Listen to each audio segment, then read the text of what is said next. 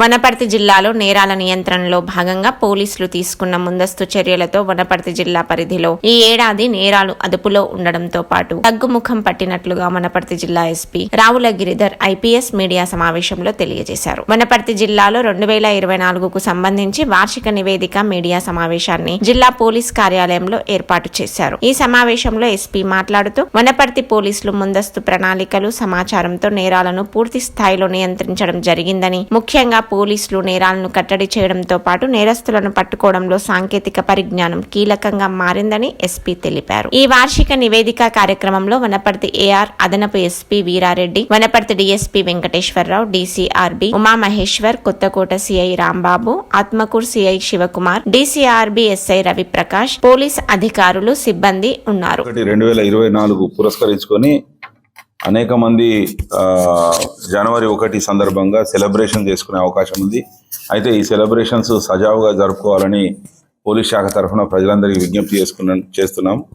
కేకలు వేయడం కానీ,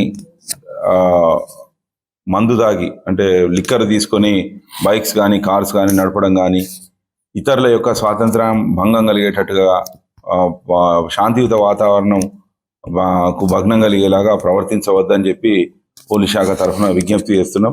అట్ ద సేమ్ టైం పూర్తి బందోబస్తు ఏర్పాట్లు చేసుకోవడం జరిగింది. ఎస్ఐ స్థాయి అధికారి తన పోలీస్ స్టేషన్ పరిధిలో పెట్రోలింగ్ కార్స్, బీట్స్, తర్వాత పికెట్లు వేసుకొని బందోబస్తు ఏర్పాటు చేసుకుంటారు. అదే రకంగా ఇన్స్పెక్టర్లు తమ సర్కిల్ స్థాయిలో మానిటరింగ్ చేస్తూ అన్ని పోలీస్ స్టేషన్లు తిరిగి ఎలాంటి ఇబ్బందికరమైన పరిస్థితి తలెత్తకుండా చూసుకోవడం.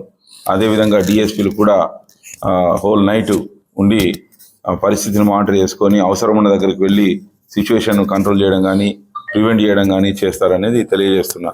ప్రజలందరికీ మరోసారి విజ్ఞప్తి ఏంటంటే, ఇతరుల యొక్క శాంతిని, వారి యొక్క ప్రశాంతతను, స్వేచ్ఛను భంగం కలిగించకుండా మీరు 31 డిసెంబర్ నైట్ సెలబ్రేషన్ చేసుకోవాలని కోరుతున్నాం. ఏవైనా చర్యలకు అంటే మితిమీరిన చర్యలకు పాల్పడితే తప్పకుండా మేము చట్టబద్ధంగా కేసులు నమోదు చేసి కోర్టు ముందర ప్రొడ్యూస్ చేయడం జరుగుతుంది. కాబట్టి తల్లిదండ్రులకు కూడా మరోసారి విజ్ఞప్తి చేస్తున్నాం. ఏంటంటే పిల్లల్ని కూడా కొద్దిగా బయటకు పంపకుండా ఎక్కడైనా క్లోజ్డ్ ప్రిమిసెస్లో సెలబ్రేషన్ చేసుకోవాలని కోరుతున్నాం. అదేవిధంగా ఎట్టి పరిస్థితుల్లో డీజేలను అలౌ చేసేదే లేదు. డీజే పెట్టడం వల్ల ఇతరుల యొక్క మన వాతావరణం, శాంతియుత వాతావరణం భగ్నం కలుగుతుంది. కాబట్టి డీజేలను అలౌ చేయడం జరగట్లేదు. విజ్ఞప్తి, కేసులు అయిన తర్వాత మళ్ళీ ఇబ్బంది పడొద్దు. ముందు జాగ్రత్తగా మీరు డీజేలు ఎవరికి ప్రొవైడ్ చేయకండి. అది అంతేకాకుండా నిర్వాహకుల మీద కూడా మేము కేసులు చేయడం జరుగుతుంది.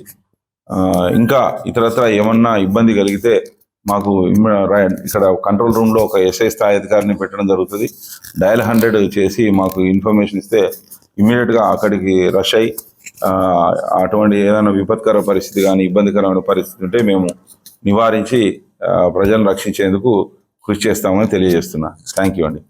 గేమింగ్ యాక్ట్లో పోయినసారి 19 కేసెస్ ఇస్తే ఈసారి 26 కేసులు చేయడం జరిగింది. 8,98,991 రూపాయలు సీజ్ చేసి కోర్టుకు సబ్మిట్ చేయడం జరిగింది. అంతేకాకుండా డ్రంక్ అండ్ డ్రైవ్ కేసులో 2,180 కేసెస్ చేసి 8,74,000 ఫైన్ ఇంపోజ్ చేయడం జరిగింది కోర్టు ద్వారా. అవన్నీ చెల్లించడం జరిగింది. అంతేకాకుండా ఎంవీ యాక్ట్ కేసెస్ అంటే మోటార్ ట్రాన్స్పోర్ట్ విషయంలో జరిగిన నేరాల గురించి 81,809 కేసెస్ చేస్తే 5,20,95,955 రూపాయల ఫైన్ ఇంపోజ్ చేయడం జరిగింది.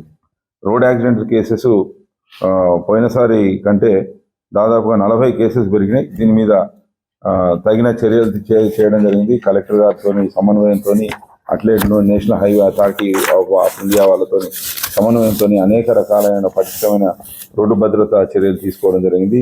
అంతేకాకుండా ట్రాఫిక్ ట్రైనింగ్ ఇన్స్టిట్యూట్ కూడా ఒకటి ఎస్టాబ్లిష్ చేసి ఈ డ్రంక్ అండ్ డ్రైవ్ నేరస్తులకు తర్వాత కౌన్సిలింగ్, తర్వాత కొత్తగా లైసెన్స్ తీసుకున్న వాళ్ళకు ట్రైనింగ్ ఇప్పించడం జరుగుతుంది. కేసెస్ మిస్సింగ్ కేసు అయితే 287 కేసెస్ మిస్ అయితే 261 డిటెక్ట్ అయినాయి. ఇంకా 16 కేసెస్ పెండింగ్ ఉన్నాయి. అవి కూడా డిటెక్ట్ చేయడం జరుగుతుంది. తర్వాత ప్రాపర్టీ కేసెస్ 238 కేసెస్ రిపోర్ట్ అయితే దానిలో 132 డిటెక్ట్ చేసి 55%, 55.46 అంటే 55.4 46% డిటెక్ట్ అయింది. 3,48,74,170 రూపాయలు లాస్ అయితే 1,33,660,620 రూపాయలు డిటెక్ట్ చేయడం జరిగింది, రికవరీ చేయడం జరిగింది. ఇంకా కన్విక్షన్ రేటు పోయినసారి కంటే కొద్దిగా తగ్గినప్పటికీ ఇందులో ఒక లైఫ్ ఇంప్రిజన్మెంట్, తర్వాత 10 సంవత్సరాల జైలు శిక్ష పడడం అనేది ఒక